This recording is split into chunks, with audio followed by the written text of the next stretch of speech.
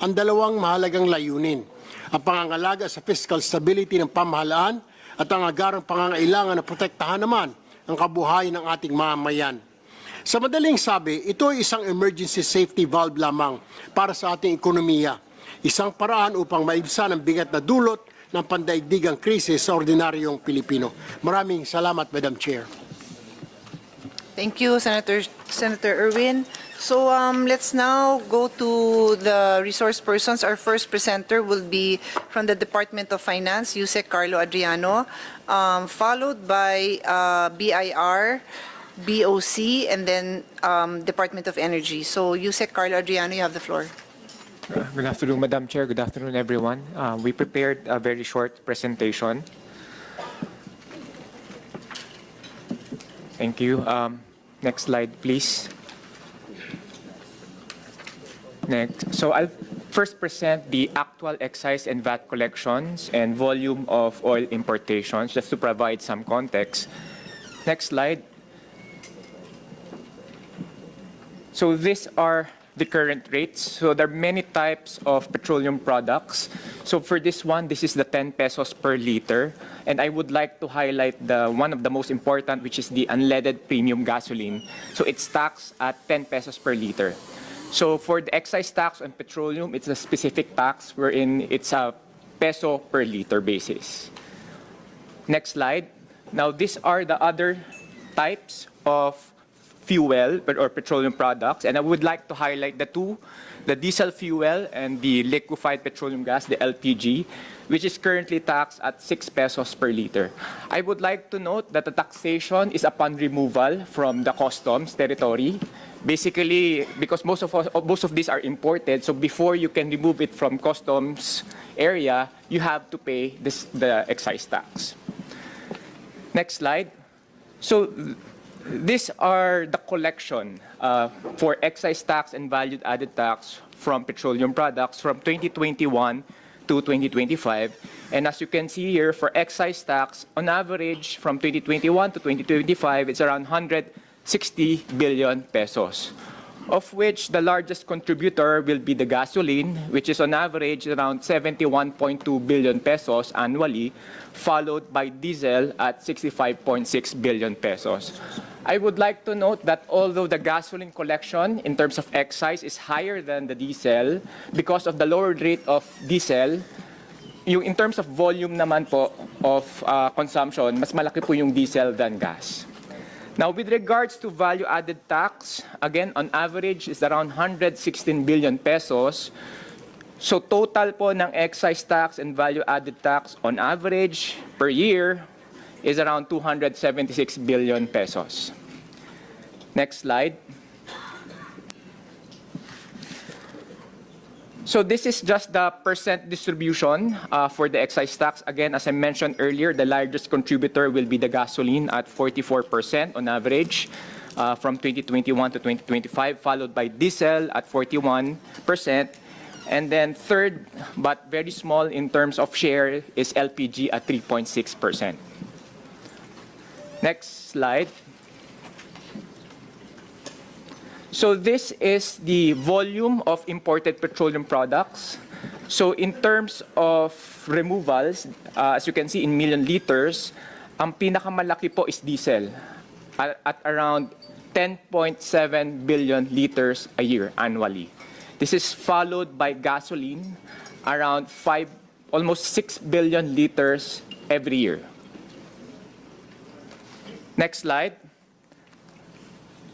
Now, in view of the extraordinary developments and aligned with the directives of the President, the DOF is proposing a measure that seeks to authorize the President, upon the recommendation of the DBCC, to reduce the excise tax on fuel products.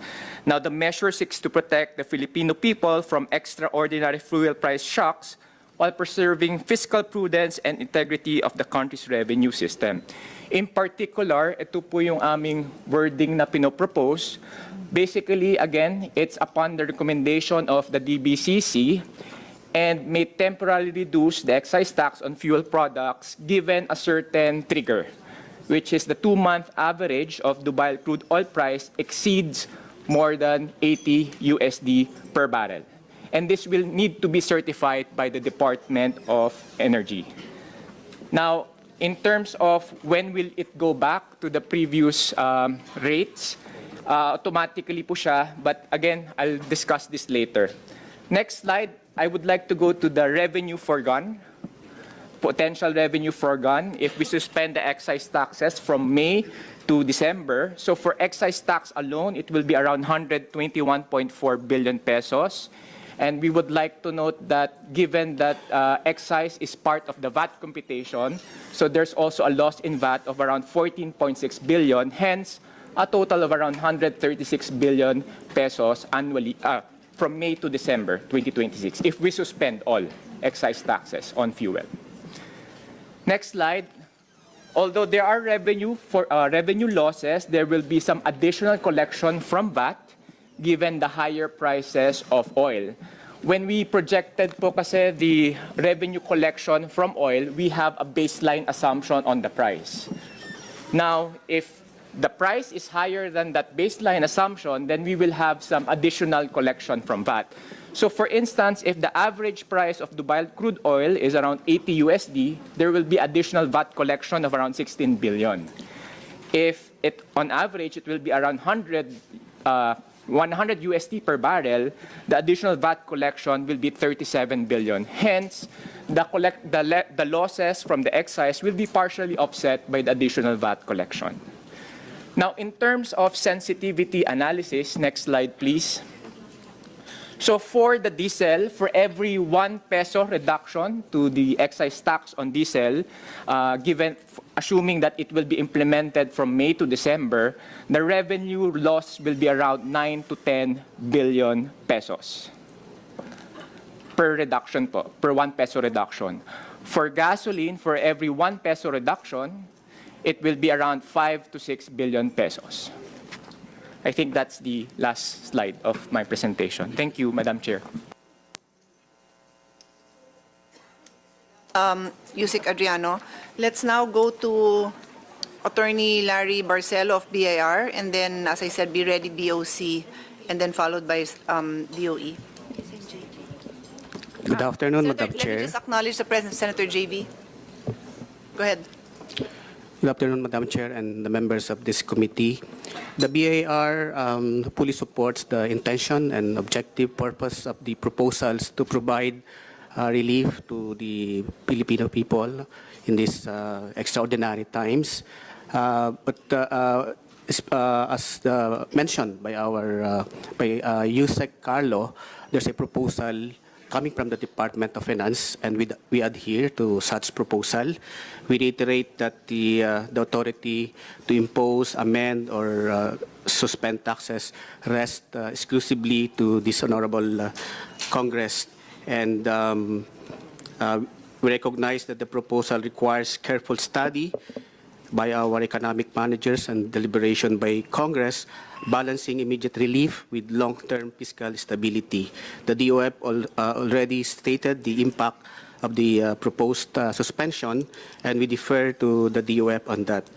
And as a final note, the BIR commits, once any measures approved, the BIR is committed to faithfully implement the law once enacted. Thank you. Before I call on the next resource person, Senator JV, would you like to make a quick statement? Thank you, Madam Chair. Just want to listen, of course. Very purpose. Of course, we all want to mitigate or soften the impact, no. But also, it's very important to hear the financial impacts also of suspending the excise taxes. Thank you, Madam Chair. Thank you. I'll just ask questions later. Okay, thank you. So we'll call on Attorney Arnel Alhambra of BOC. He's the Deputy Commissioner for the Revenue Collection Monitoring Group. And then after that, as I said, DOE, and then DepDev, BSP, then DBM. So Attorney Arnel Alhambra. Yes, good afternoon, Madam Chairman. Good afternoon, members of the committee. Yes, yeah, for the Bureau of Customs, we have the following initial position po. In the light of the surge of oil prices caused by the Middle East crisis right now, which is escalating every day, the Bureau of Customs will not oppose the national government's initiatives to provide economic relief to Filipinos. The BOC does not oppose the proposed suspension or reduction of excise taxes on imported petroleum products. While the Bureau estimates that a combined suspension of excise taxes could result in a revenue loss of approximately 136 billion, as stated by DOF, by Jose Carlo, the welfare of Filipinos remains our top priority.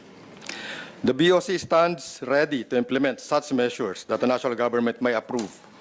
Our systems and processes for calculating excise taxes are primed to reconfigure the moment such measures are approved.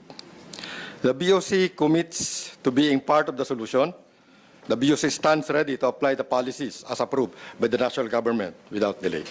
Now, we have a short presentation, Madam President.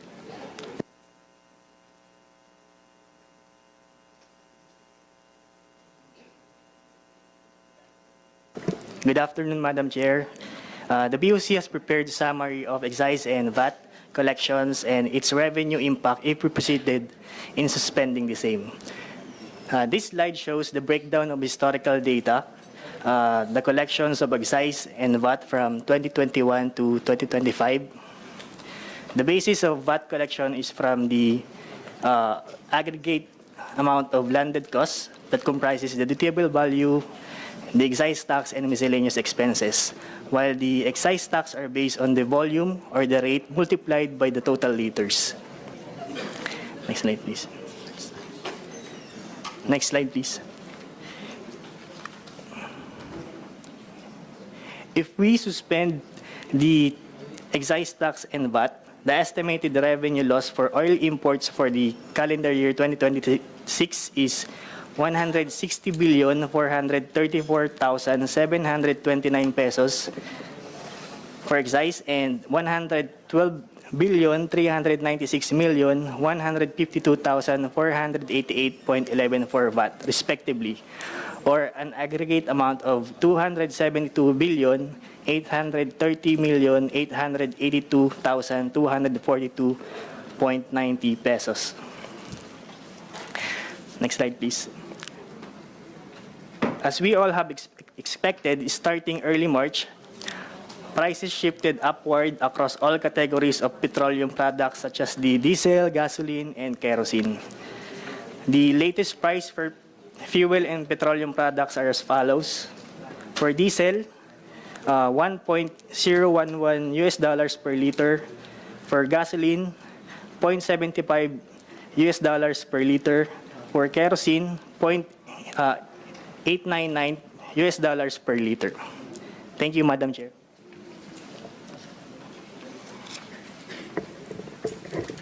That will be for BOC po, Madam Chair. For Secretary Garin, you have the floor. Good afternoon, Madam Chair. The impact of the crisis in Iran for this week alone, maximum adjustment for gasoline ranges from 7 to 13 pesos. Diesel about 17.50 to 24.25 pesos. Additional increase. And then kerosene is about 32 to 38.50. So this is the biggest jump so far in history. This is not the highest price, but this is the biggest increase at one point. So the impact is, I think the stakeholders can explain what the impact on transportation, the commodities. Just for profile lang on our fuel, we have diesel and gas.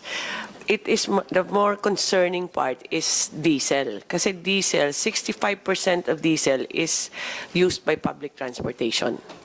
Kaya ang affected talaga dito yung public transportation. On the power side, it's not as much kasi mga less than 5%, probably 3% of diesel is used for power lang. Although that's a different topic na why it will be affected also. Pero ang most concerning for our part is yung pump price talaga. Kasi it's the transportation industry which will affect all industries. So it's a welcome suggestion, but Madam Chair, it could not, I do suggest if we have to choose, diesel should be the priority. It could be just a partial reduction, not a full reduction, or it could even be a time-bound reduction lang, Madam Chair, like whether 3 months or 2 months or longer. But whichever DOF deems suitable for our national budget. Pero yun lang, Madam Chair, it's diesel that is the most concerning for DOE, Madam Chair. Thank you. Just a slight revision in the order, no? After Yusek Rosemary Edilion of DepDev, I'll call on the Department of Trade Secretary. So, Yusek Edilion, you have the floor. Thank you, Madam Chair, and good afternoon to the esteemed members of this committee. We have a short presentation as well.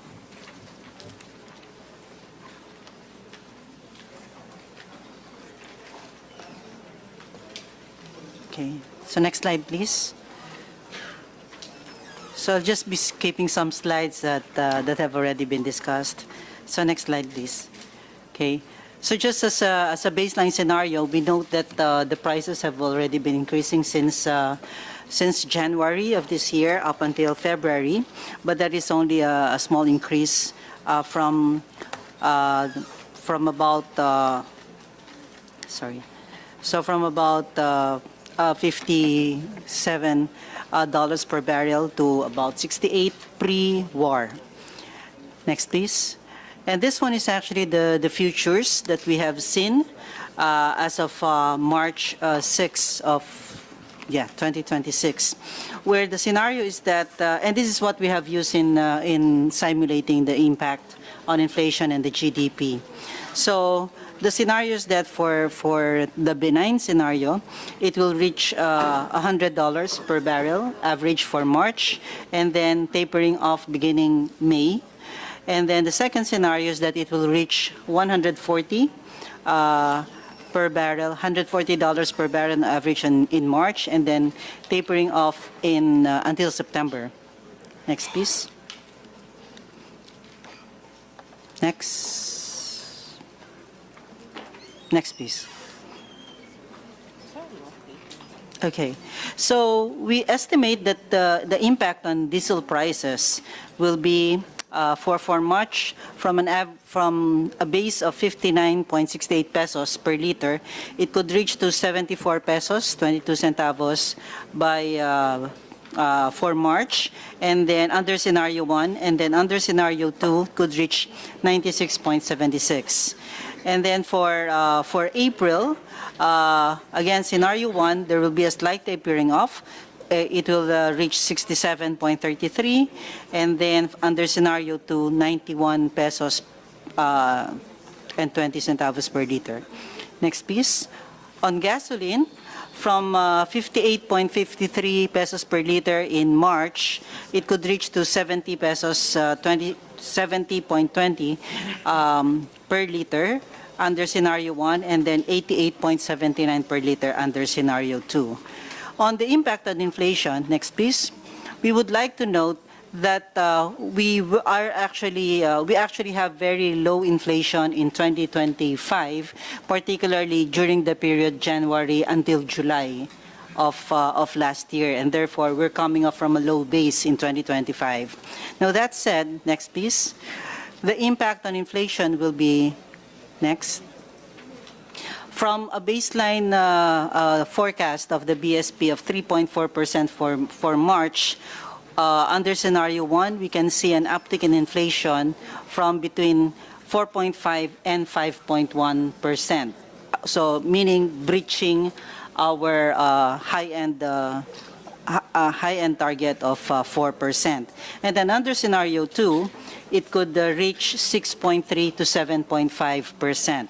For the full year of 2026, the baseline scenario is 3.6, and if we have scenario 1, then it could reach 4 to 4.2% inflation rate, whereas for scenario 2, 4.5 to 4.8%. Next, please. We would like to note that a big part of the inflation will be coming from non-food inflation.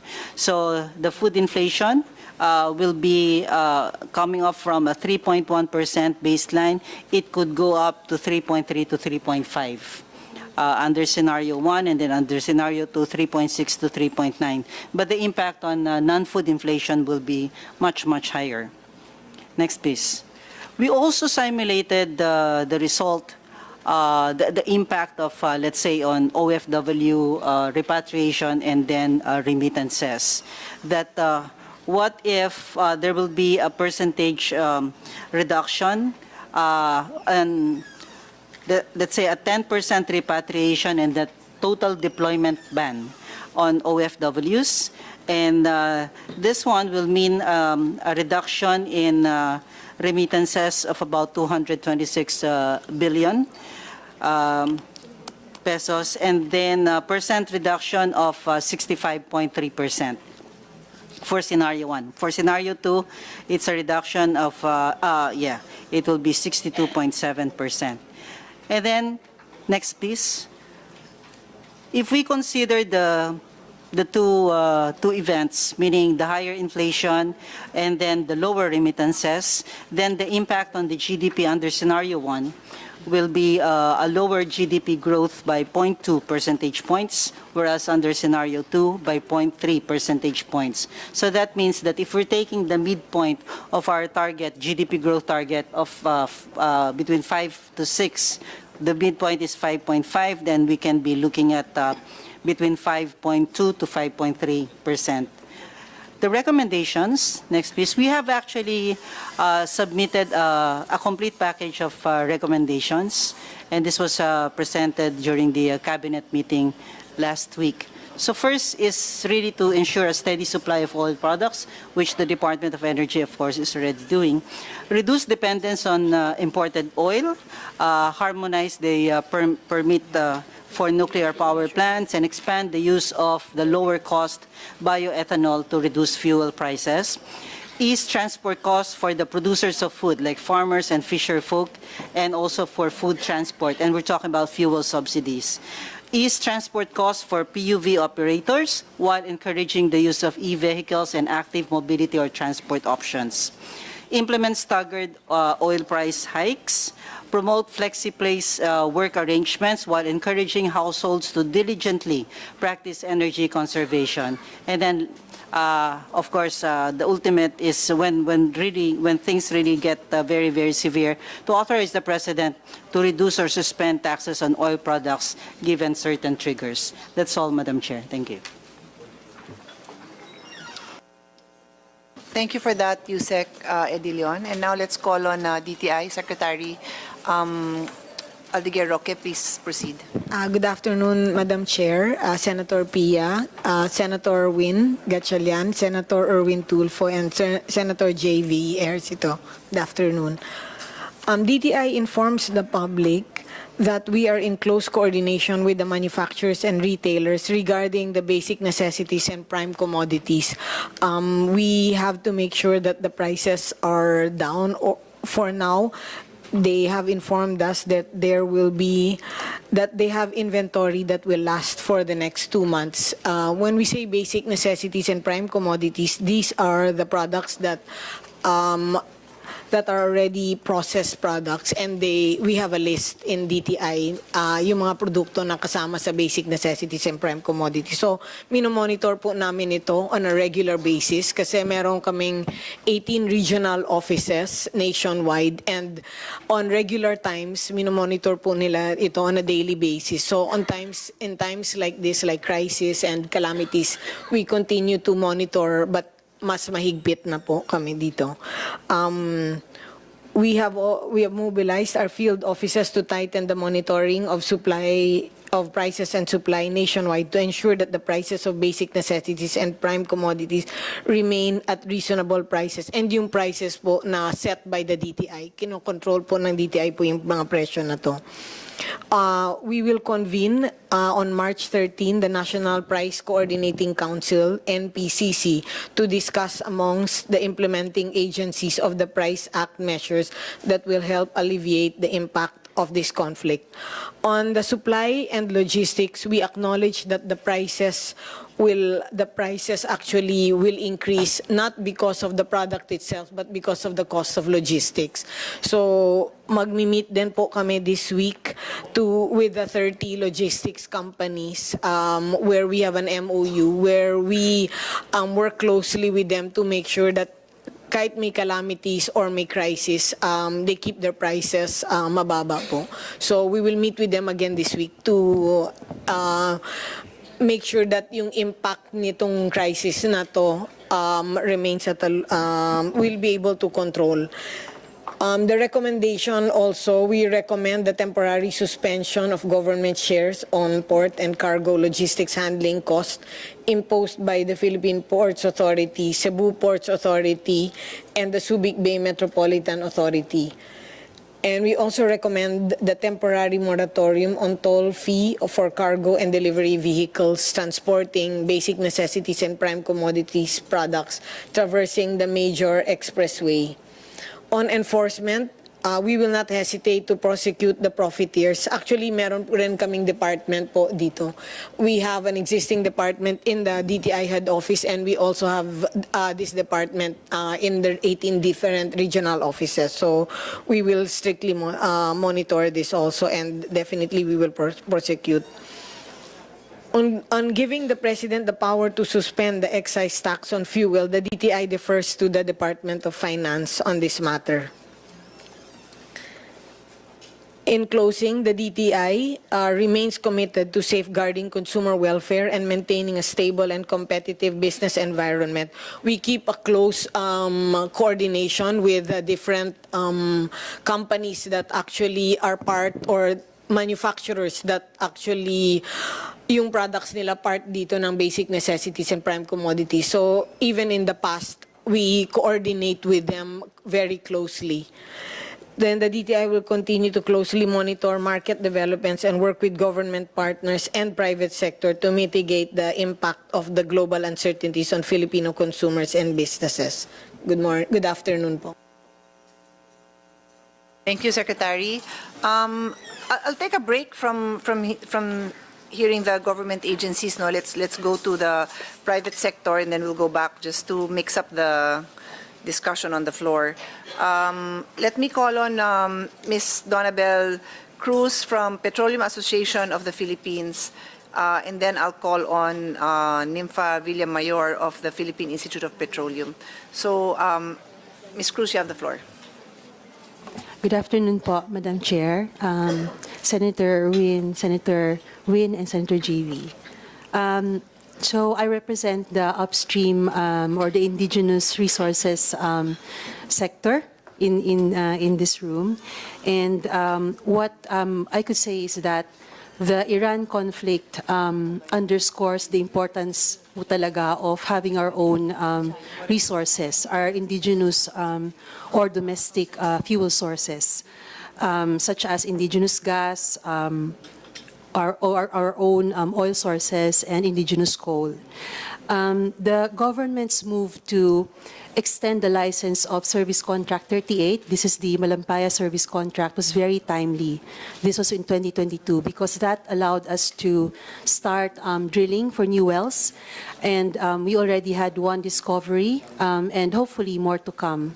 So already we know that we have a new indigenous gas source coming up that would help with this crisis if it ever continues. The DOE's award of service contracts is also very highly timely because we do need to continue developing our indigenous blocks. The other one I'd like to cite and recognize po, Madam Chair, is the passage of our Republic Act 12120. So this is the development of the natural gas sources in the country. That was very, very timely because, as case in point already, the power, if we convert the power of coming from indigenous gas, the cost now would have been 4.8 pesos per kilowatt hour for Malampaya gas. But if you compare that to the cost of LNG now that we import from the market, LNG cost is about 10.8 or 10.3 pesos per kilowatt hour. So that's how big the difference is of the price of our own fuel in the country compared to imported gas. So there is, we really must thank and recognize the Senate Energy Committee, the Senate and the House who really pushed for this law because it's very helpful now. So there is an opportunity to implement it fully, the downstream natural gas law, by maximizing indigenous gas. So we have Malampaya gas. We still have capacity there that we can use and push into our power generation company so that we can help reduce the price. And there's also a provision there in the natural gas law where power produced from indigenous gas is VAT exempt, actually. So that is further saving for the consumers. If we use more of Malampaya gas now, it would help reduce the price. Right now, under the leadership of the DOE, members of the energy sector have already started to coordinate to help each other in this crisis and see what kind of balanced fuel mix we can have to help the consumers during this time. That's all, Madam Chair. Thank you. Thank you for that. Philippine Institute of Petroleum, the Executive Director, Ms. Nympha Villamayor. And then after that, we will go back to the government and we'll call on BSP and then BBM. Thank you, Ms. Villamayor. You have the floor. Yes, good afternoon. On behalf of the members of the Philippine Institute of Petroleum, we would like to express our support to the proposed bills, whether the suspension of excise tax or reduction or combination of the suspension or reduction of excise tax and VAT. Implementation-wise, we are closely coordinating, and we will be closely coordinating with the BIR, BOC, and DOE for the smooth implementation. I think we can take off from how the train law was implemented last time, and we can draw from the lessons of the train law implementation so that we'll have a smooth implementation of this, if this law will be passed. Thank you. So let's go now to BSP, OIC, Department of Economic Research, Mr. Dennis Bautista. Good afternoon, Madam Chair, and to the members of the committee and to colleagues in the government. The BSP recognizes the uncertainty posed by the rising oil prices due to the ongoing Middle East conflict. The risk to inflation will depend on whether the oil price shock will be temporary or persistent. And we agree with the depth analysis on the extent and the persistence of the oil price shocks. If oil price rise sharply and persistently, this shock could feed into the prices of other goods and services, potentially leading to a breach of the inflation target. Amid this heightened global oil price volatility, the BSP views the proposed temporary fuel tax relief that can help mitigate inflationary pressures, cushion the impact on consumers, and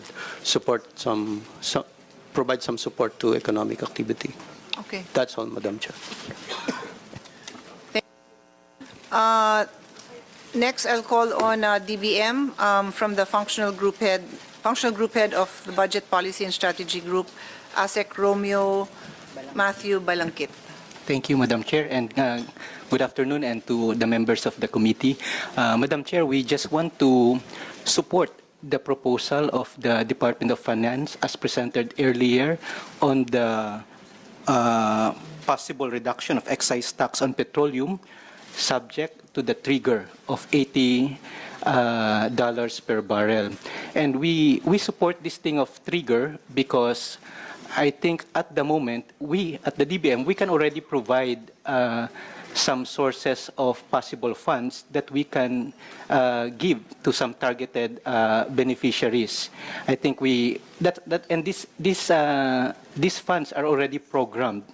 I think we already mentioned this in the committee hearing in the Philippine Budgeting Code yesterday. Senator Tulfo and Senator Win were there, and then offering even this thing of the NDRIM F, and also the contingent funds and some other funds that are available in other agencies.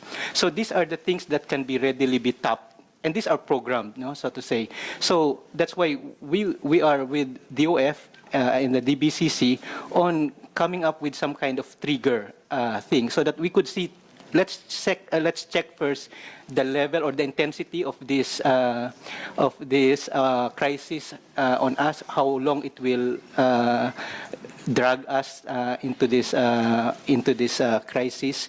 So that's the main thing. So there are available funds that we can tap.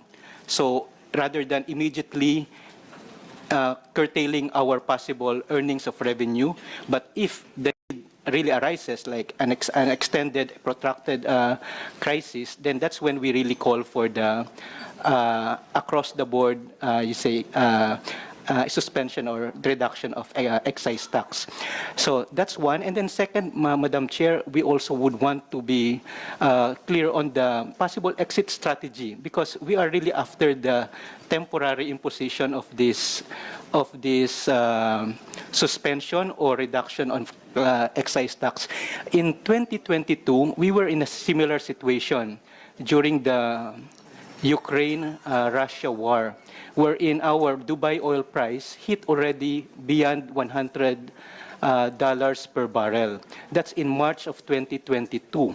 And it lingered until the November of that year. And in fact, the average of the following year, 2023, was still above $80 per barrel. So I'm just worried. Our concern is if the trigger or if the exit strategy would still be at 80, meaning going back lower than 80, then it might be a long time before we're able to hit that exit. And that's why it would really cost us a lot. And in the past, in 2022 case, it even reached more than 1 year before we end up having a oil price per barrel below $80. So yun lang po, Madam Chair.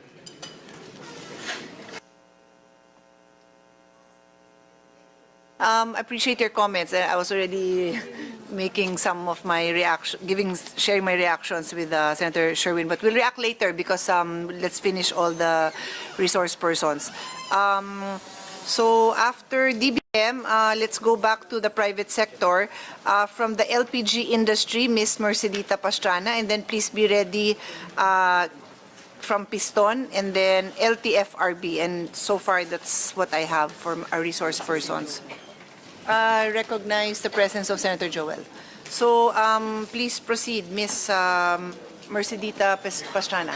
Good afternoon, Madam Chair, and to all the members of the committee. The members of the LPG Industry Association fully supports the suspension of the excise tax on petroleum products, including LPG. Although LPG is not really affected at this time, because normally the pricing of LPG is done every month. So we were not really affected immediately. But we don't know if this will continue, of course. On the next month, we will know what will be the prices of LPG. And LPG, as we all know, is also subject to price control under DTI, being part of the basic necessities. So we would support all the proposed bill requesting temporary suspension of excise tax or combination of reduction of VAT and suspension of excise tax. Thank you, Madam Chair. So let's now go to Mr. Modesto Floranda, President of Piston. Magandang hapon po sa inyong lahat. Afternoon. At nagpapasalamat po kami dahil parang ako lang po yung naimbitahan. Wala pa yung ibang transport group.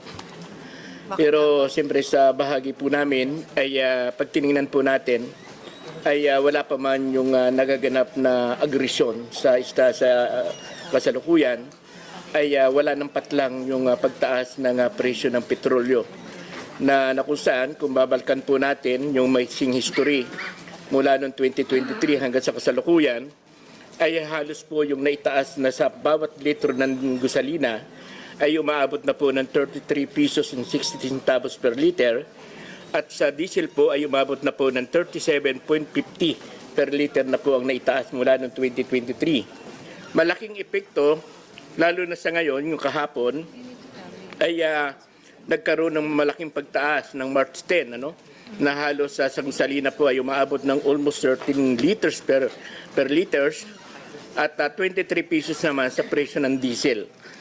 Kaya kung titingnan po natin, sa loob po ng 2023 hanggang sa kasalukuyan, ay halos umabot na po ng 60.50 per liter na po yung naidagdag. At kung kami po ay nagkukonsume halimbawa ng 30 liters per day, ay halos 1,815 yung nawawalang kita mula po ng 2023. At sa loob po ng 25 days sa aming pamamasada, ay halos umaabot na po ng 45,375 yung nawawalang kita, na dapat ito ay nagagamit na doon sa pangangailangan ng pamilya ng mga driver at mga operator.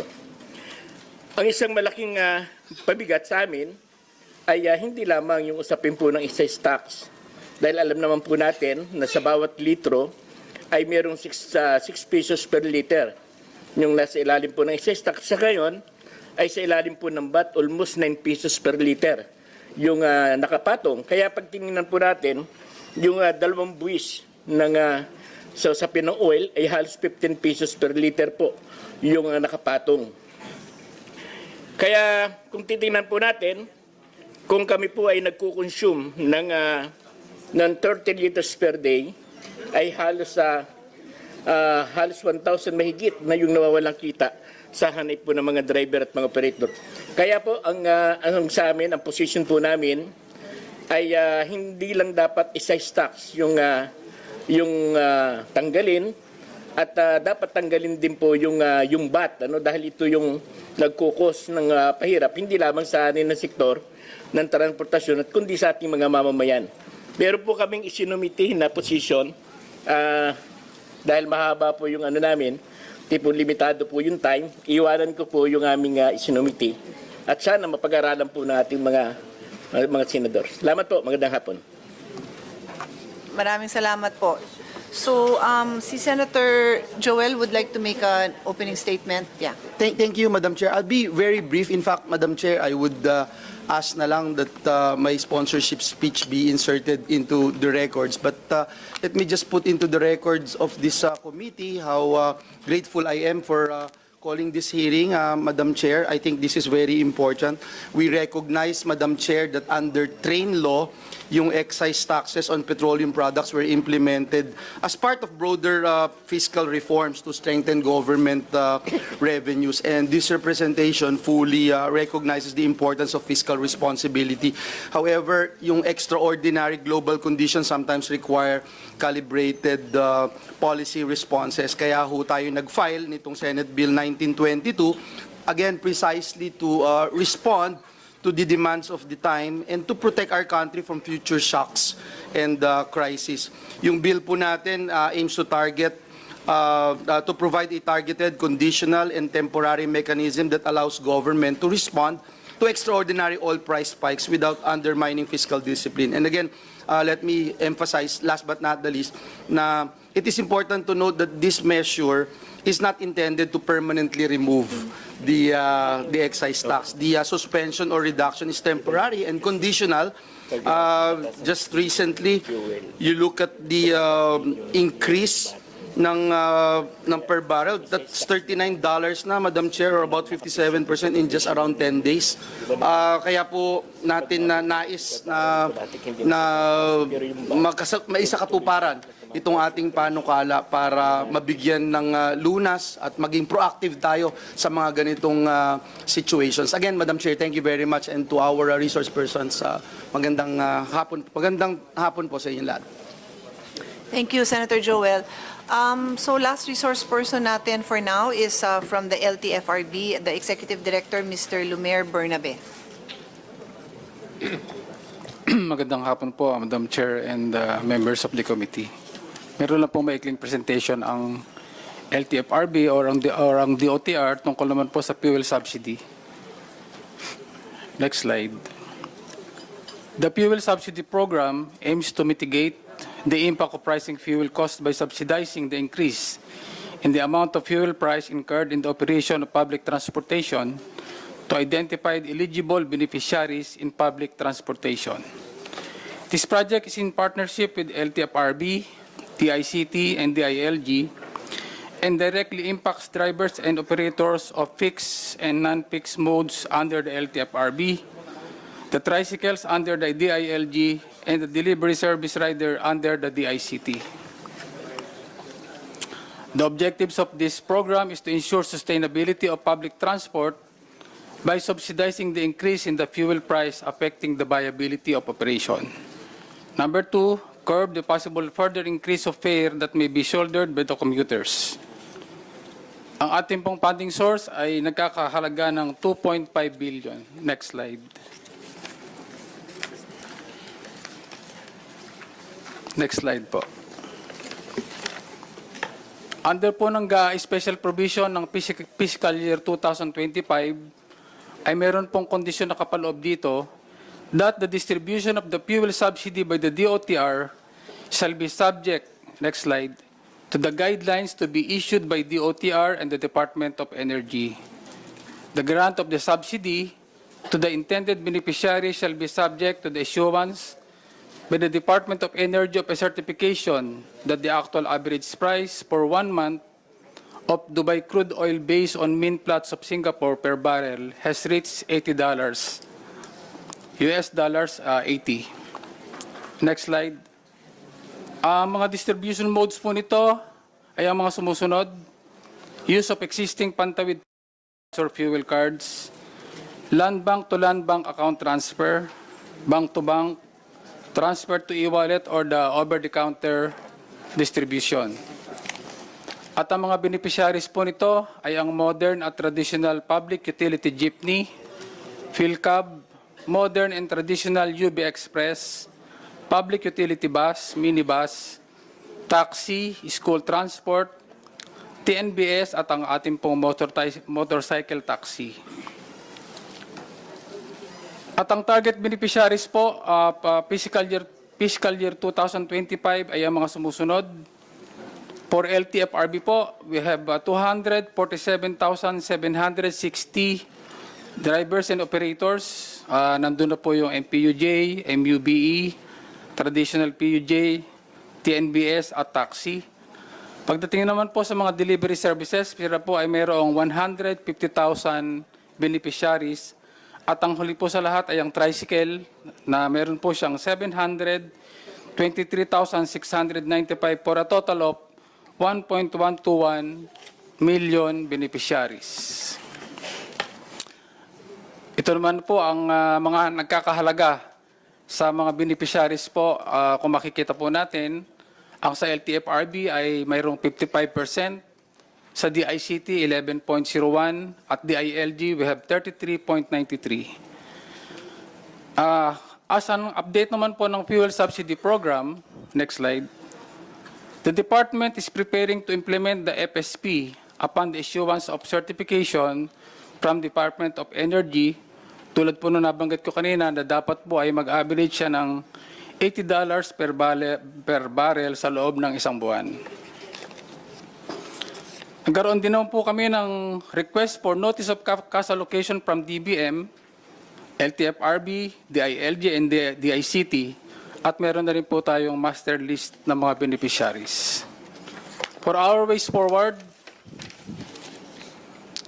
we will implement the fuel subsidy project as soon as the authorization is given, and the DOTR, LTFRB, is assessing and studying temporary fare adjustment. Inannounce na din po kanina ng Secretary na magkakaroon po ng fare adjustment.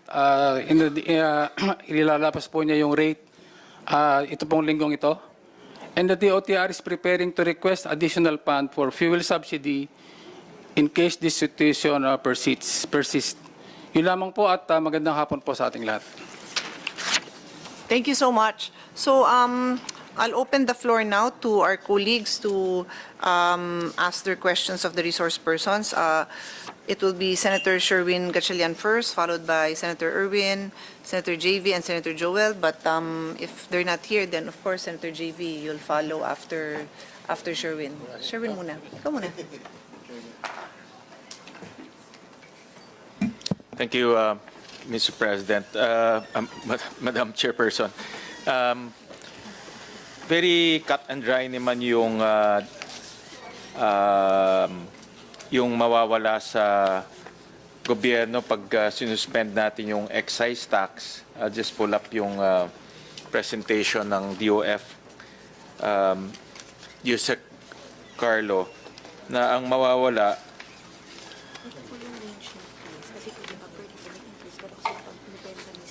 if you suspend excise tax is about Depende sa probinsya, sa ganon. 173 billion? No? Tama? 136 billion. 136 billion. From May to December. That's the projected, di ba? Opo. 136 billion. That excludes VAT. No? At may kasama po doon na VAT loss. Yeah. Because the computation for VAT is the landed cost, import duties, excise, and then VAT. Final po kasi is computation ng VAT. Correct. So if you reduce the excise tax, so mawawala yung 6 pesos Correct. sa computation, or 10 pesos or 6. So ang potential revenue loss natin based on projected is 135 billion. And ano ang magiging consequence pag mawala yung 135 billion? Because obviously nung nagdi-discuss tayo ng budget appropriations for this year, nakaprograma na yan di ba? Lahat ng gastusin nakaprograma na siya. So pag ngayon tinanggal natin, assuming lang worst case scenario, 135 is 1 year yan di ba? So assuming lang mawala yung 135, or let's say in a month, sabihin na natin is around 13 billion, tama? Kasi divided by 12, more or less. 6 months, okay.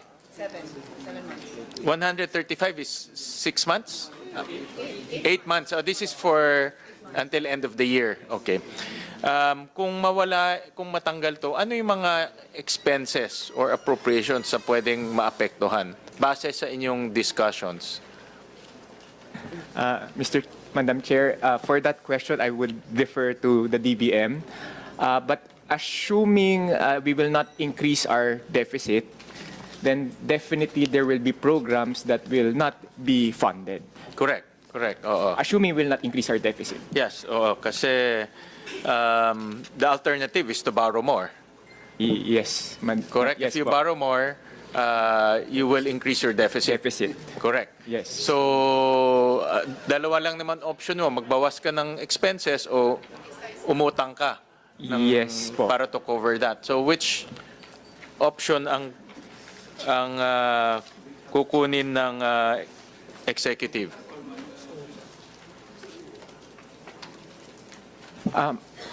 Senwin and Madam Chair, just to provide you some context, the 136 billion is around 0.45% of our GDP. So if our target this year is 5.3, that means our deficit will be around 5.85%, which is higher than last year pa. So, and the goal is to bring it down eventually back to 3%. Fiscal consolidation, yes. Correct. Especially during the times when our debt to GDP is, well, it's still below the threshold, but we want to reduce it so that we would have some meron po tayong sources of fund if there will be a crisis. But inside the discussions, because I'm sure you've studied this and the President endorsed this, so there must be discussions that how to plug in that 135 billion gap No? Is it through borrowings? Is it through reduction in spending? There are only two modes that we can undertake. But what I'm interested, what was the discussion inside the executive? Mr. Chair, Madam Chair, yeah. Right now, we are not yet seeing because, for example, yung sa budget, automatic release yan by January. Siguro mga nasa 90% na nabigay na namin sa mga agencies, and they can already obligate the money. So ibig sabihin, they can already contract it because we have already given them the green light, so to say. Now, what could happen, a possibility, is that there could be some, by the action of the President, some unobligated or unreleased funds may be impounded. I'm just, it's not, but it's a possibility given this scenario that we are in right now, emergency scenario. Yan na yung front page news nyo. Yun na yun. Hindi, pero Kaya tama naman na be careful kasi let's be prudent. So, Pero tama naman yung tanong niya. So just saying, be prudent with your answer. Madam Chairman, may trade-off diba? So we want to understand the trade-offs. And that's the reality. Wala tayong magagawa. Yan, reality talaga yan Oo, So may trade-offs talaga. No? it could be a possibility of also pulling efficiency measures on the part of the expenditure. No, let's say all other things the same in terms of revenue and in terms of loan programs, but on the part of the expenditure, it would really be a tightening of the belt and efficiency measures. I think the 4-day work week is something that is aligned to it. Energy, yung consumption, I think those things would really be part of the agenda in the coming days being proposed by the executive. And then also, we would see the parang bayanihan type during the pandemic. I don't know, I don't want to preempt, but it would be a possibility if we will not be able to get additional revenue or loans to fill in the gap of yung deficit na sinasabi ni Yusek Carlo. Loans is out of the question right now because we have yung medium-term fiscal framework, may target tayo.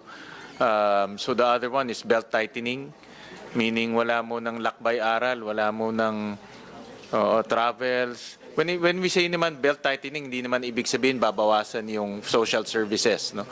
We can just reduce the expenses. Yung mga MOE expenses. Correct.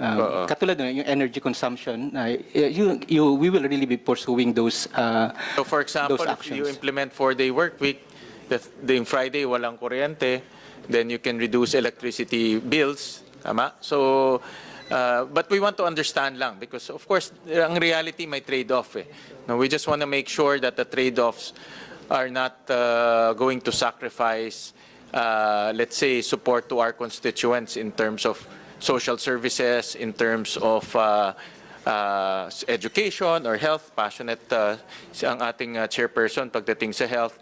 So yun lang ang gusto namin malaman na hindi masasacrifice yung mga basic services. Okay lang masacrifice yung lakbay-aral yun. Okay lang yun. No? Or yung mga travels.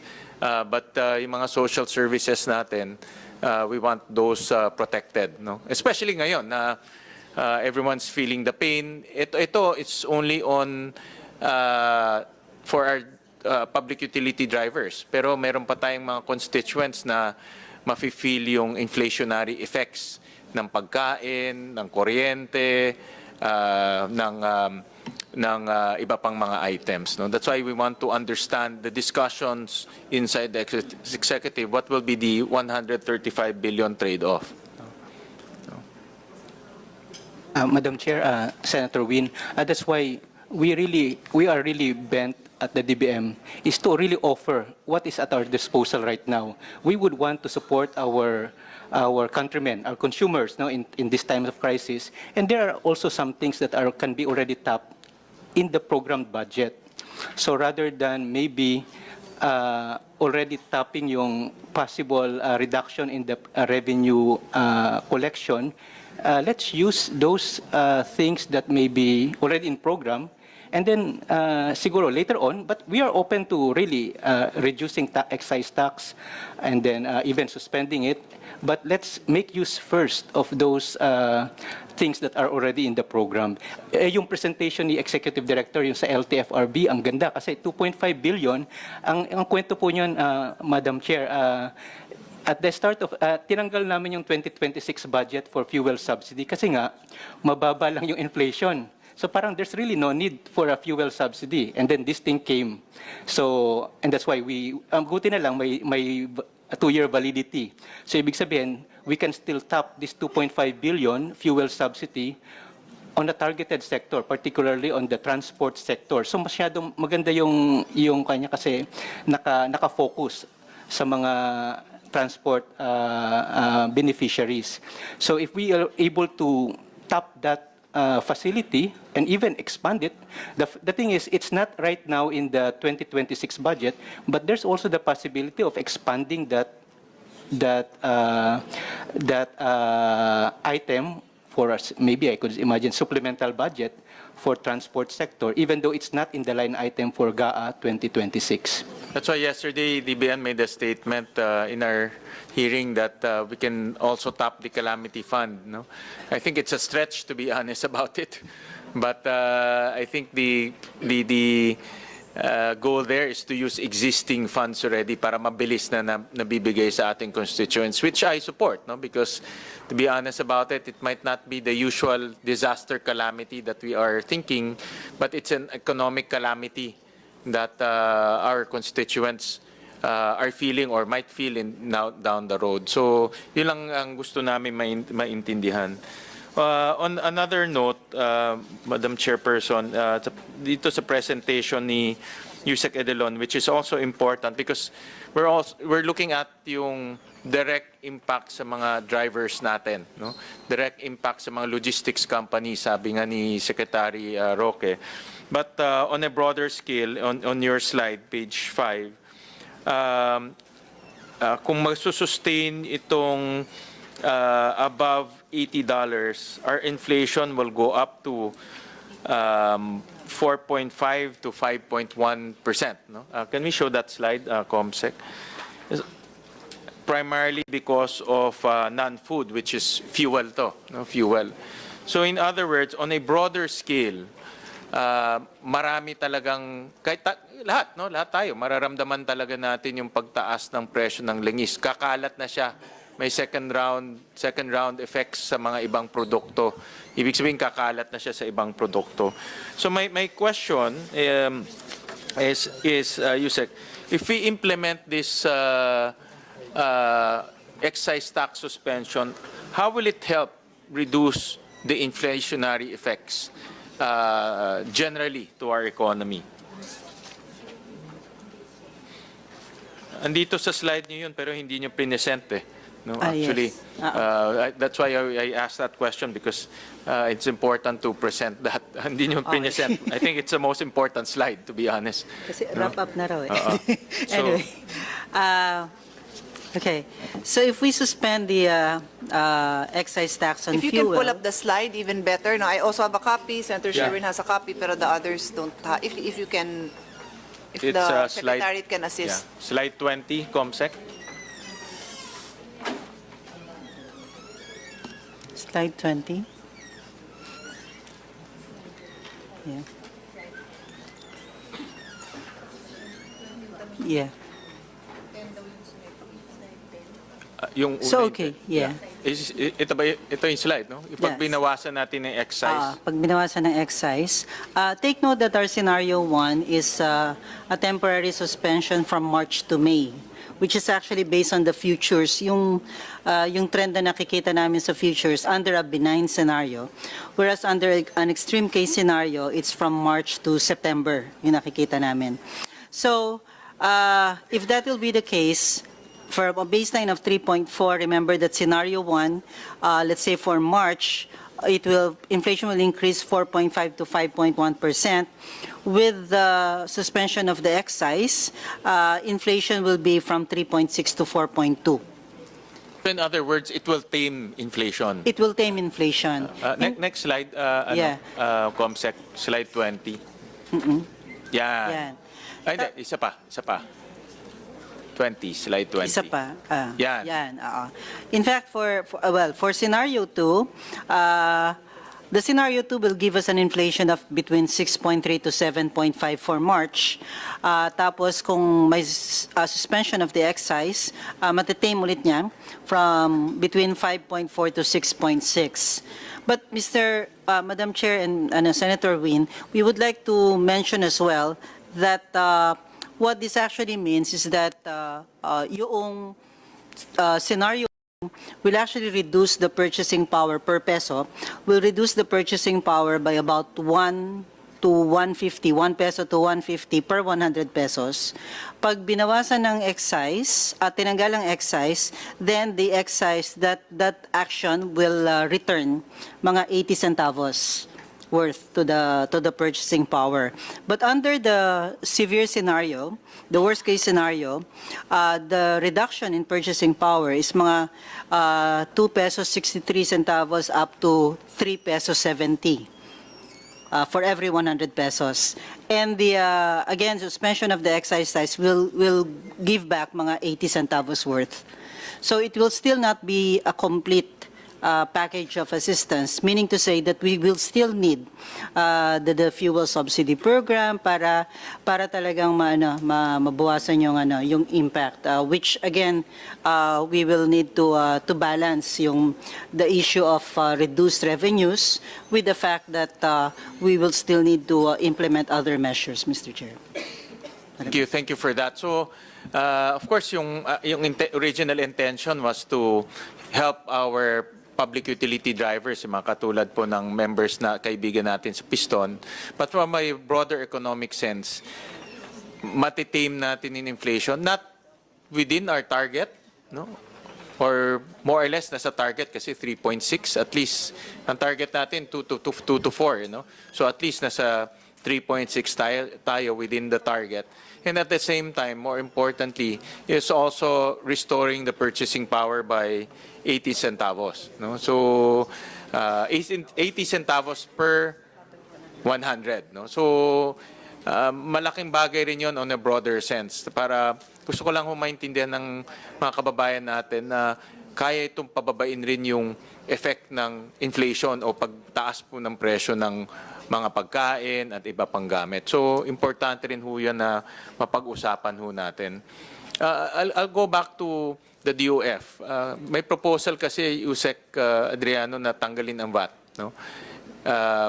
Narinig ko sa ang ating... Senator Sherwin, before you go there, Yeah. I'll add lang to the issue that you were already discussing with Secretary Edilion, pero it will be for DTI, no?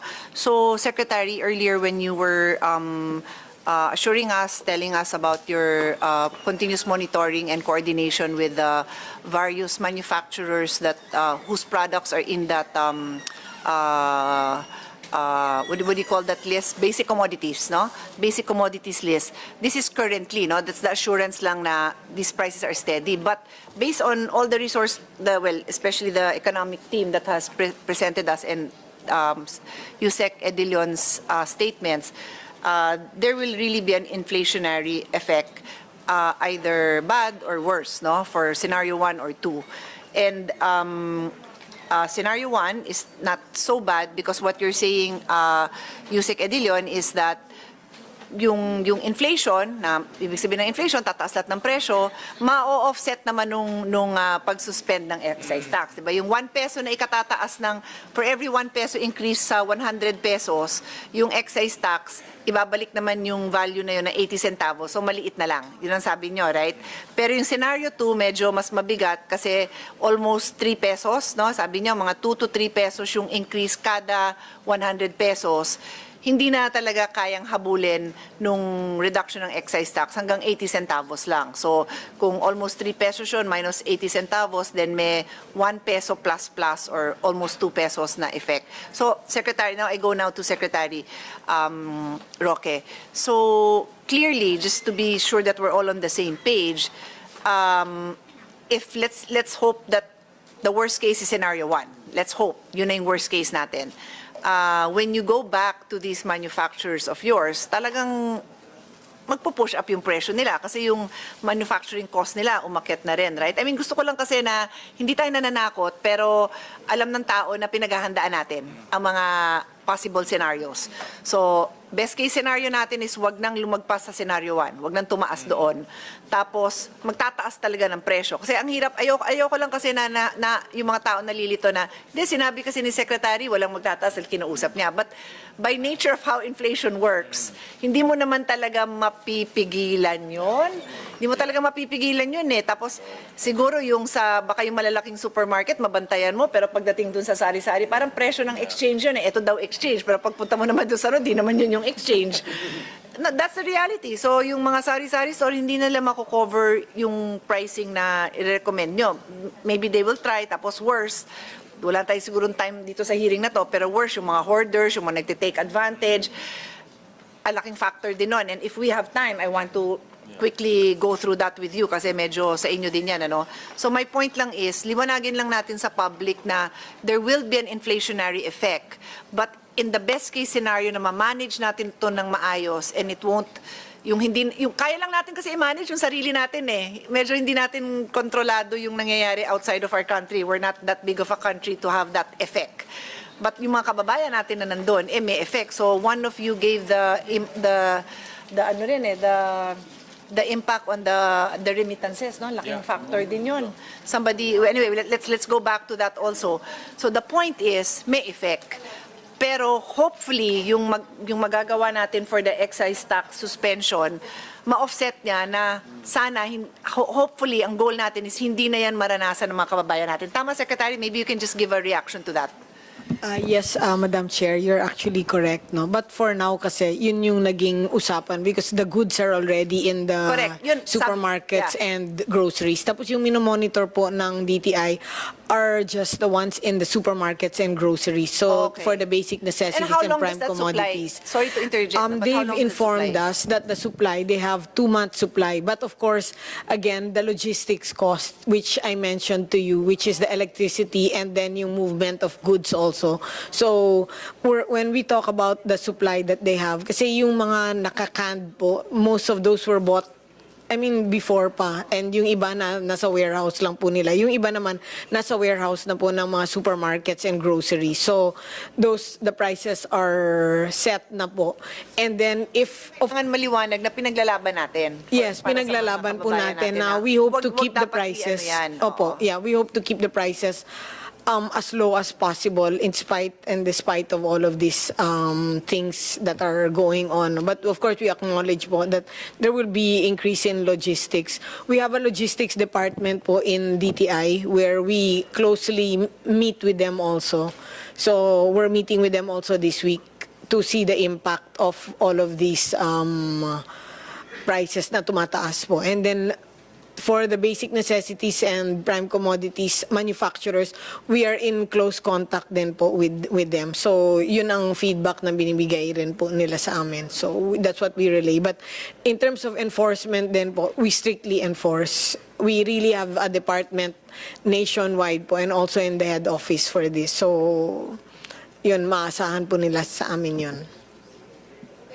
Last comment lang for wala tayong representative from DA in this hearing kanina meron So for me that's a advantage for our farmers na yung local produce nila sana yun nga yung sabi ko na may futures thinking tayo kasi DA pero wala sila dito but they were here kanina, sabihan na lang natin na ngayon pa lang implement na natin yung things that were a product of necessity during the pandemic. Now we had this direct links with the farmers in the outside of Metro Manila, providing kasi yung staff ko na nagbagyo the other day, that's you, right? That's you. Nagbagyo nung weekend. Ang mura-mura daw ng gulay doon, ang mura-mura. So parang kung ma-maximize natin to na hindi pa naman bagyo season, 'di ba? Ma-maximize natin yung delivery of the agricultural products.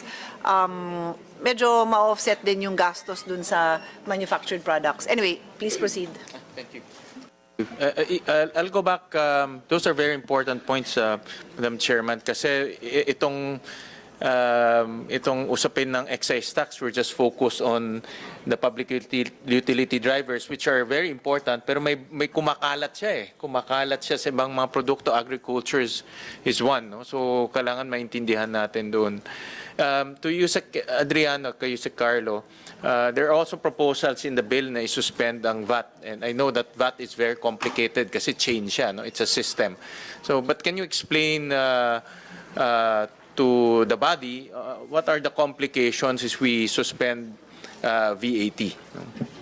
Mr. Chair, Madam Chair, you're very correct, Senwin, that if we suspend or exempt yung VAT on fuel, it will be very complicated kasi VAT is applied per chain. So for instance, from importer, if there's a distributor, and if there's yung mga nasa retailers, yung mga fuel gas stations. Now, if we suspend the VAT on fuel, this is only for fuel. But these companies have other inputs, such as cars, such as machineries that are subject to VAT. Hence, they have an input VAT on these inputs, and their output, for instance, fuel, it's exempt.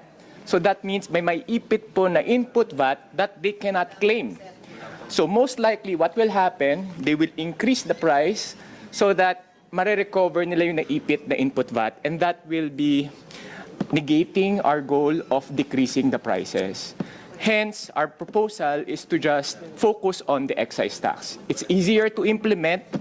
6 pesos yun na yun, per liter. You know, if you make it 0, it's 6 pesos or 10 pesos. Dapat yun din yung corresponding decrease pagdating sa fuel station. Thank you for that explanation, Madam Chair.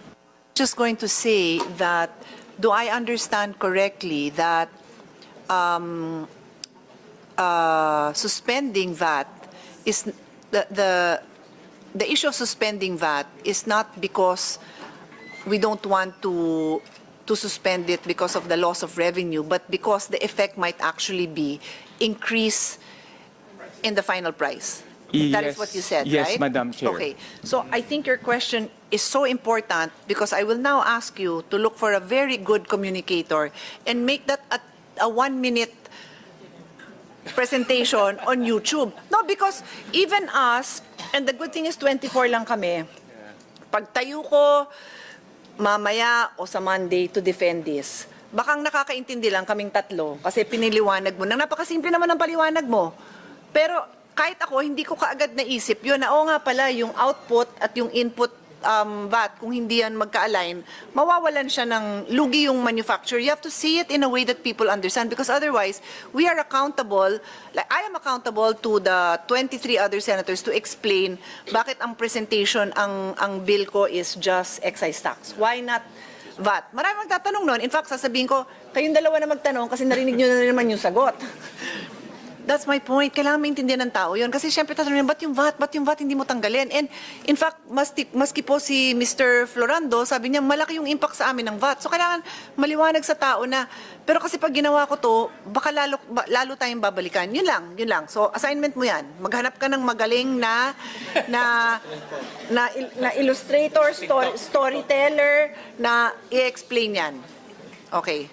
Go ahead. Back to you. Thank you, Madam Chair. Kasi may mga proposals, mga kasamahan rin natin eh. May mga proposals. So it's good to discuss that here during the committee hearing para maintindihan natin. And also, I think yung time element rin, Yusek, I know that kung worst case scenario gagalawin natin yung VAT, to administer that, complicated rin, Madam Chair. Kasi, like I said, kagaya sinabi ni Yusek, dapat may kabanggayan eh. Kung hindi siya magbabangga, hahanapin ngayon ng BIR kung tama ba yung computation. And that takes time.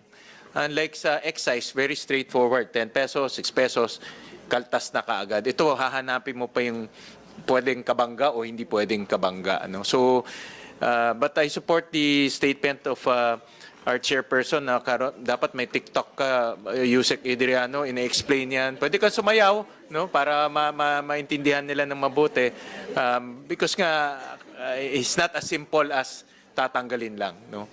And lastly, Madam Chair, so that our colleagues can also ask, hingi lang ako sa DBM ng just submit to the committee yung potential na ititipid no, dito sa 135 billion. Potential, we're not going to hold you on that kasi alam ko this is an ongoing. But what are the items that you see that we can belt tighten? No? Kagaya nga travels, cost of electricity, electricity consumption, fuel consumption. Kasi kung 4-day work week, hindi na sila hindi na lalabas. So, potential areas where the executive can belt tighten. No? Wag lang on social services, wag lang on health, wag lang on education. No? But yung mga pwede naman for next year na, just submit to the committee what are those items. No? Yes, Madam Chair, we'll do that. We'll submit to the committee. Thank you. Thank you, Madam Chairperson. Thank you, Madam Chair. Just like to ask, siguro sa DOF can probably answer. There were information that this early, before the war started, no, bago po nagsimula, that we already had the 200 billion shortfall. Tapos, ang worry ko lang, kung talaga worst case scenario, if this indeed is true, with the suspension, of course, I'm for the suspension to mitigate the impact of the crisis on the consumers. Ang worry ko lang, baka sumobra na, may 136 billion pa na madadagdag. And I don't know, can we just confirm that this is true?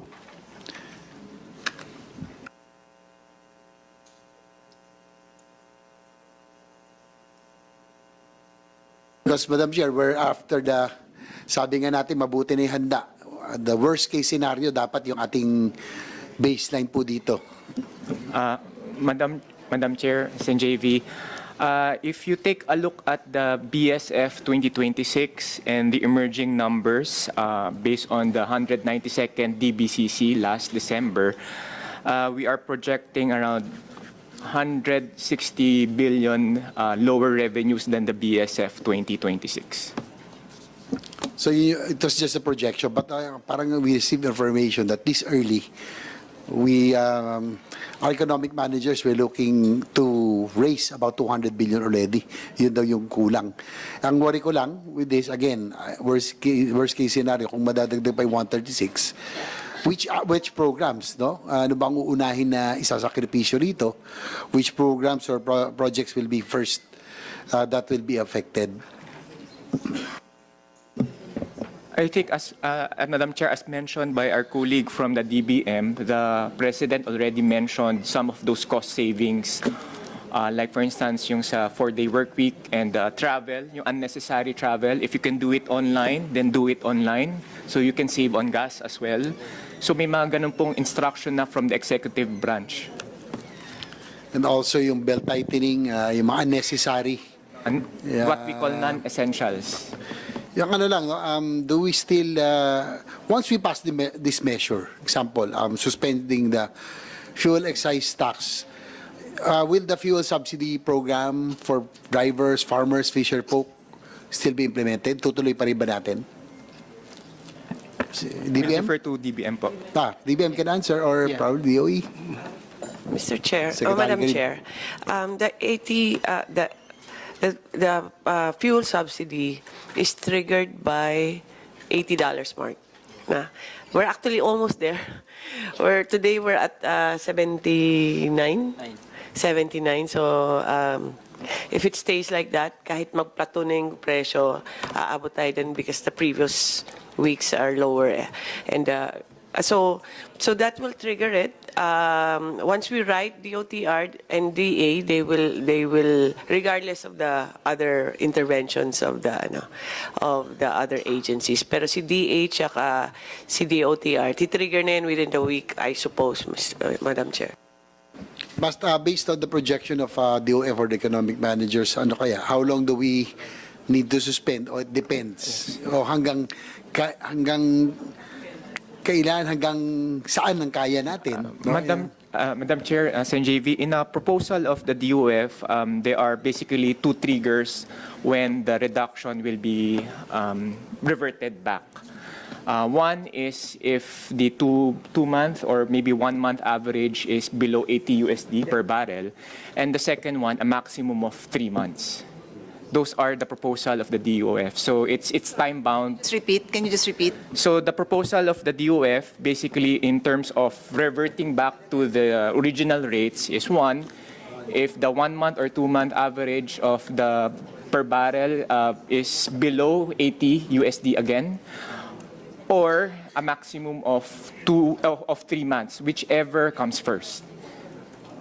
And then we are also proposing that that power for the president to temporarily reduce the rates is valid until December 2028, so that if there's a need to reduce the rates again, the executive branch can execute it.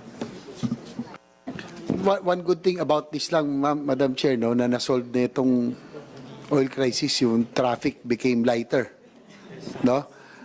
Siguro yung 3 billion a day that we lose daily because of traffic, siguro mababawasan. Yung problema lang, baka naman yung kasi people are staying home, working from home, yung electrical cost naman tumaas. So baka ma-offset lang. Ganun ba, Secretary Garin? Do you think it will be offset yung mga mag-work from home?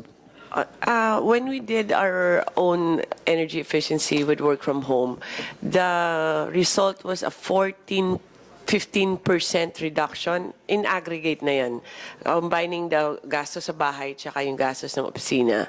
So as far as DOE's office is concerned, no? So may advantage talaga siya. Okay, ito, anyway, Madam Chair, last siguro, PBBM announced that 5,000 fuel subsidy will be given to public transport drivers, while qualified farmers, fisher folks will also receive the same in the next 2 weeks, according to Department of Agriculture. So the subsidy will continue, kahit mano to. Okay, Madam Chair, that's all for now. I'll just listen first for sa mga ano pa nila. My first intervention was actually in connection with your observation about less traffic, no? So today, apparently, there's significantly less traffic on EDSA. I don't really pass by EDSA, so I just heard about it. And it's if you're a commuter, then that's a good sign. But if you're just looking in the economy in general, it's not necessarily a good sign, because if there's a slowdown in the economy, I mean, if people are just working from home and everything else stays the same, it's okay. That's why that is exactly the question that Senator JV was asking. But anyway, I will insert our common passion, which is biking, because when I stepped out of the hearing yesterday on Ways and Means, ang natanong sa akin ng media is, ma'am, panahon na ba ulit para i-push mo yung biking? Sabi ko, always naman panahon na i-push ang biking. But circumstances like this really bring it back to the consciousness of people. And my quick answer to that is, especially in the less urbanized area, it's always easier to promote biking because the congestion isn't an issue. And then now, when I heard about EDSA again, I said, well, I mean, I don't know. It's really an option. And the most reasons people don't bike is not because, like, we have bike lanes, but they're still fearful of the cars, the buses and the jeeps. Anyway, I on this topic, but it's a whole of nation approach, no? So sana nandito si transportation, tawagan na lang natin to tell them to. Madam Chair. Because as you said, the expense on the purchase of petroleum products will go down if they're using non-petroleum based transportation. Secretary. Based on our assessment and also assessment from the international community, a short increase of fuel is a jolt on the price. Okay. Na biglang siya aakyat, tapos bigla siyang bababa. Okay. But a prolonged one is an institutional, infrastructural change na yan. Changes in the supply, but also in our economy. Kaya may long-term effect yan. Siguro pag sumobra, but I'm not sure how many weeks, but our assessment is more than 2 weeks na ganito, then yun, maybe biking is a better option. Our demand will lower because the price of fuel is higher, so people are more efficient. So iiba talaga yung economy if it prolongs, really. And then also follow through questions ni Senator JV and Senator Sherwin, no? Back to DOF. So kasi we can try to finalize this bill today if today the House doesn't have, and I cannot sponsor this on the floor na wala ang House, okay? Just to let you know. So it's not, I have to, well, wala kaming choice. We have to wait for that. That is a constitutional requirement. The hearing, it's okay. So the version that came from you, Yusek, states that the trigger, so there's two triggers, no, to suspend or to lower and then to revert back. So dun sa first muna tayo, which sinabi nyo naman pero ulitin ko lang na the version you gave to us is based on 2 months average. 2 months average, okay? My version, my bill is just a 1 month average, and the reason for that is I think the initial draft came from DOE, but the reason for that is there's so much happening now. So if we wait for the 2 month average, the earlier part won't be that relevant kasi mababa pa yon. In the same way dun sa trigger mo, kung mahaba din yung period mo, 2 months, baka natapos na gera, things are returning to normal, and the 2 month average will take a while to go below 80 because you have so many days that it was way above 80. So you need to review this, take a look at my bill because my bill, I think, gives the flexibility that you need, and it's based on the 1 month to trigger the power of the president, and then to revert, we do acknowledge yung sinabi nyo nga na there's a timeline or whichever is lower when it comes to a 1 month average then. So if you agree to that, then we have a version and we just have to wait for the House. Madam Chair, on the trigger on the threshold particular in price, we will defer to Congress Okay. on that. Okay. Thank you.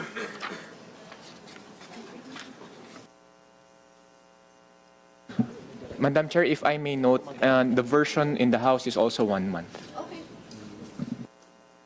With your permission, just a quick question to LTFRB. LTFRB.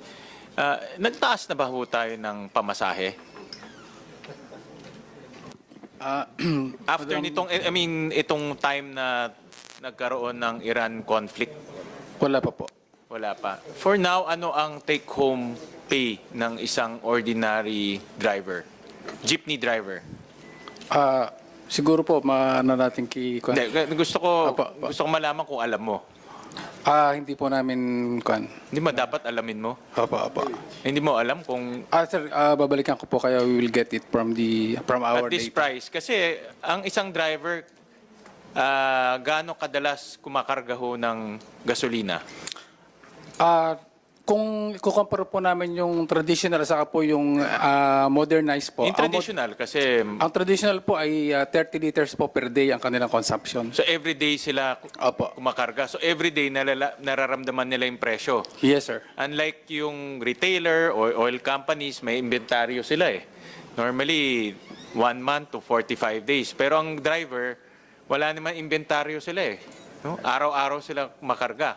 So araw-araw nakaka-apekto to sa take-home pay niya, 'di ba? So yes, sir, Chairman. Meron ba kayong sana alam mo dahil ikaw executive director ka, 'di ba? Yes, sir. So magkano ang take-home pay ng isang driver sa ganitong presyo Sa 80 yung pong current presyo ngayon. ngayon. Today, kung kakarga ka ng gasolina ang isang PUV driver, magkano ang take-home niya? Babalikan ko po kayo to be exact po. Tanungin ho natin si Mr.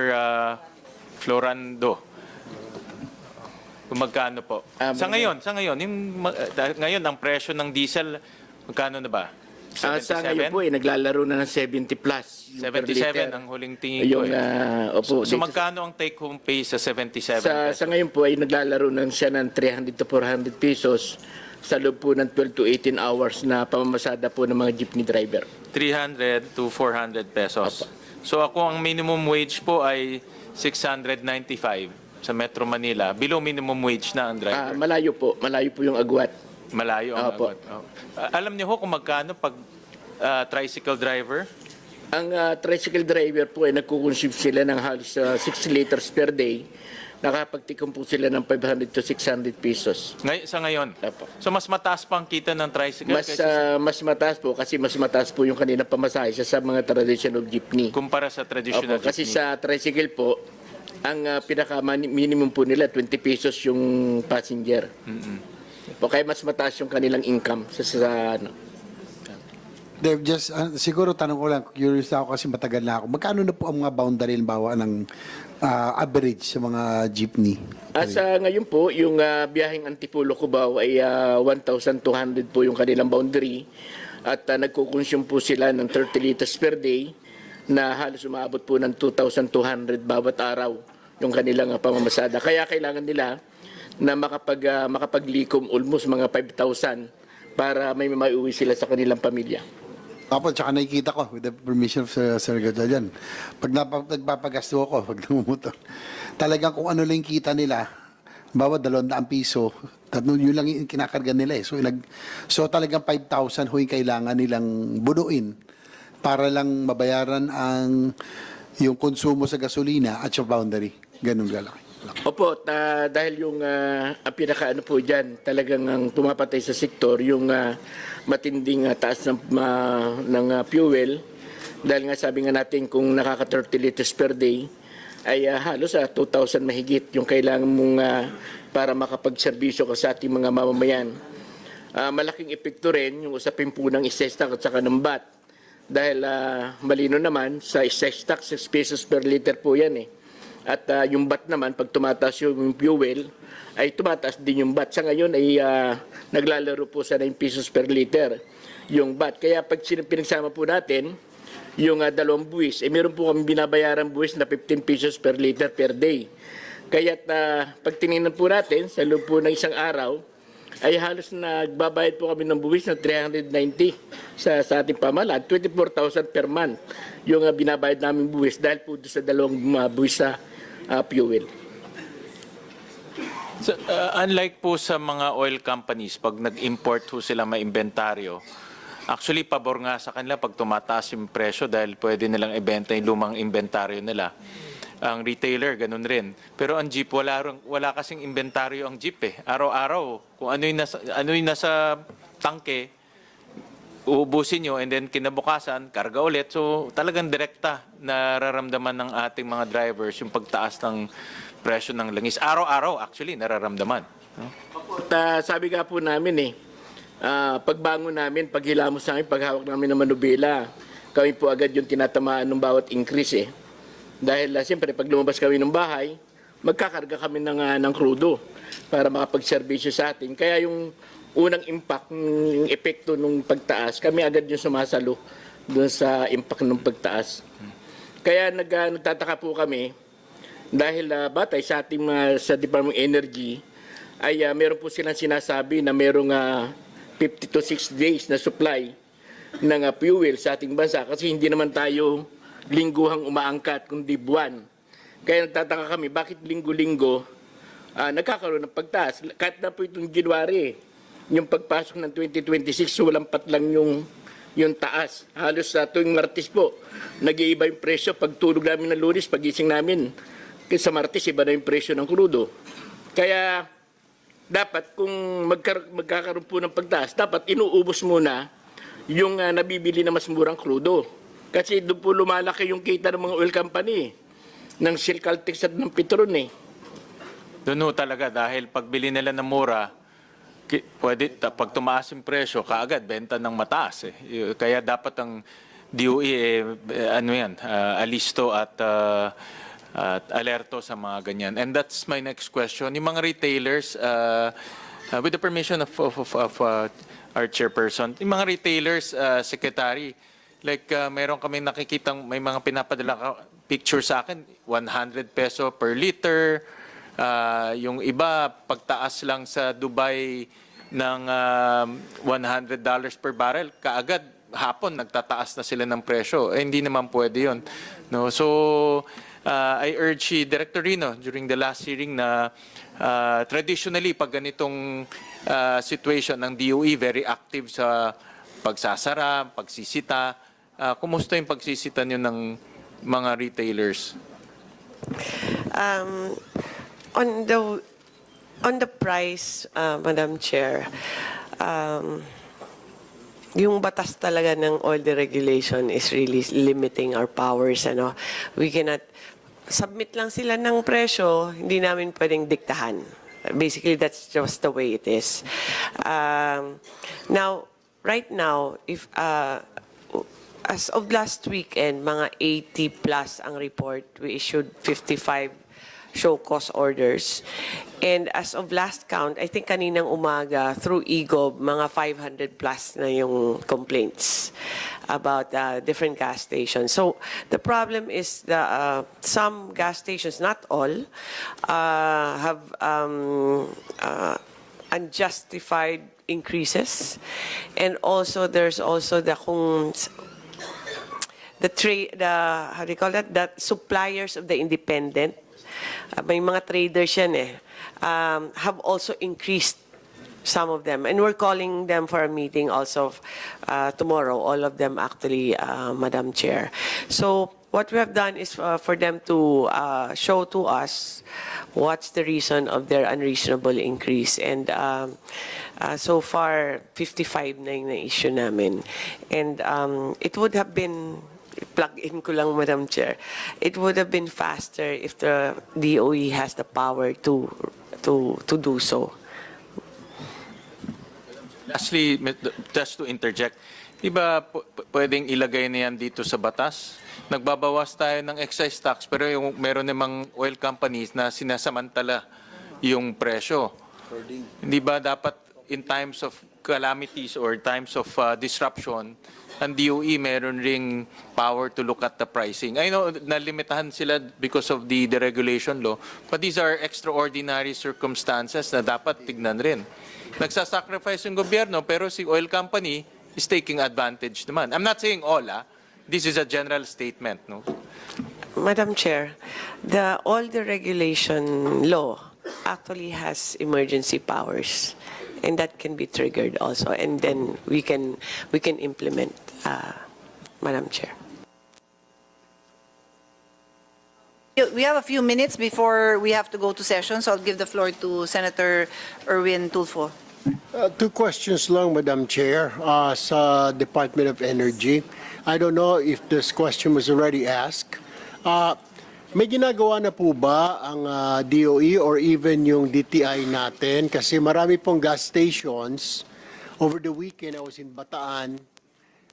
Nasa 80 pesos na siya per liter. Tapos sarado. Sarado naman. Ang sagot po, wala na pong gasolina, sabi na nagbabantay. Tapos ilan dito sa Metro Manila, sarado din. Pero I receive reports na sinasara lang nila, but kasi naantay nila na sumipa ng 80 nga. Have you done something about this? I mean, na-inspection na ba na wala na laman yung tangke nila kasi sabi nila ubus na raw.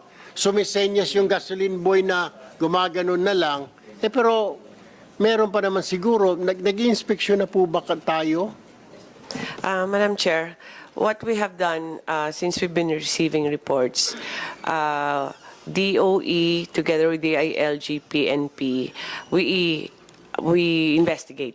Either kung si PNP man pupunta doon, we'll show them the pictures, or kung ang reports, and they go there, and then they collect the evidence also, sir. So we have collected, we have investigated 80 as of last weekend. I don't have the count since Monday pa up to today. Pero yun po, out of the 80, 55 yung may evidence talaga na may abuse, and we have sent them letters already for to explain what possible na-commit nila ng mga hindi tama is correct. That unreasonable increase of the prices. Iba kasi we found out 50% more than the prescribed. Unconscionable talaga. We didn't expect that they would take so advantage like that. Hoarding. Also, hoarding also on the part of the consumers. Kasi iba kasi they bought yung bote-bote na good enough for 8 weeks. So it distorts the market, no? Our supply is, ano yan the deliveries are 15 days It gets replenished. Pero kung ganyan yung baka masira yung calculation at baka kailangan hintayin pa the next 15 days. But we're coping, Madam Chair. There are 14,000 stations in the whole country. 1,000 lang yung taga-DOE. So that's why we need the support. I've been talking to DTI also, DTI, DILG, PNP, and even DICT for us to be more organized in the reporting. We're trying to unfortunately lang, the good news is once mapuntahan ng police, binabalik naman yung presyo. For humanitarian reasons daw. Thank you for that. DTI, meron ho kayo, nagmo-monitor din po tayo. Regarding, Madam Chair, Senator Tulfo, regarding the gasoline, that's under DOE po, but we spoke actually not kanina, this morning po, because we were talking with Sec Garin how we can work together to monitor, mas panlakasin pa yung pagmamonitor. So we're just checking the law, sir, Senator. Thank you. My last question, Madam Chair, for Secretary Garin. You mentioned kanina, during the start of the hearing, am I correct? You suggested na kung po pwede, doon na lang muna bawasan sa diesel yung excise and wag sa gasolina. Pero kung ganun ang suggestion nyo, kung tama po yung pagkadinig ko, hindi kaya parang nadi-discriminate natin yung mga may-ari ng sasakyan di gasolina. Let's not forget, Sec, na marami pong mga kababayan natin ang nakamotorsiklo. Around 8.5 million sa buong Pilipinas ang may motorsiklo. And motorcycles use gasoline. And then, bawat motorsiklo, yung 125cc, ang karga niyan is 3 liters to about 7 liters hanggang pataas. So, kung hindi po natin babawasan yung excise ng mga gasolina, baka naman aalma po yung mga may-ari ng motorsiklo, 8.5 sila, and yung mga nakaka-afford po ng motorsiklo ay mga masa, Secretary. So, what is your take on this? Yes, sir, I agree, sir. My comment was based on should there be any limit. Kasi baka on the part of DOF or kung may limit na baka sobrang laki ang losses ng gobyerno if we remove all taxes because all excise, there's kerosene, gas, and diesel. If we were asked which one would be priority, diesel because sa mga jeep ginagamit yan po, sir. Pero we are ang proposal we joined DOF that it's the entire the 3 items, sir, na excise tax ang kukunin. It's just a matter of kung meron, but if we can afford to remove all, then why not? Yeah, I understand po. I mean, tama po kayo. Siyempre, isipin din ho natin dahil pagdating po na budget season, saan po kukuha naman kung malaki po mawawala. If I'm not mistaken, Yusek Adrani, you were saying we will be losing like around 200. Kasi nung 2025, yung nakolekta natin sa VAT and excise, around 298 billion total. Am I correct? Based on your presentation? Yes, Madam Chair. Yes, Sen. Tulfo, around 300 billion almost. 300 billion. So 300 billion. We're looking at mawawala ito kung magpatuloy ito. And then for several months, alisin natin ang excise and VAT. Tama po? For excise alone, from May to December, it's already 136 billion. Okay. So if you include VAT, abot po ng 200 billion mahigit. Okay. So, yung suggestion po ni Kwan tama, ni Secretary Garin, okay, unahin muna yung sa diesel. Pero ang sagot ko nga po din, marami po tayong mga kababayan, makikita mo sa kalsada na lang po, talagang nakamotor po yung mga tao na yun po yung kanilang transport. Hindi po sila sumakasakay sa public transport, kundi may motor po silang dala. Yung iba, yung mga joyride, etc., yung nag-deliver ng food. So siguro, we also have to take in consideration kasi baka maramdaman ho nila na parang may discrimination. Yung mga diesel lang, yung mga jeep nila, pero sila na nagmumotor, wala silang bawas, baka naman umalma rin. Yusek Adriano, what is it? Yes, Madam Chair, yes, and Tulfo. That's why in the proposal, it will be recommended by the DBCC plus DOE upon approval of the President so that we will have a holistic view of the proposal. It's 3 o'clock and we have to go to session. So thank you so much everyone for your time, for your candor. This hearing is suspended, but please make yourself available because this is an urgent measure, so we may need your input when we defend it on the floor. Thank you so much. This hearing is suspended. Thank you.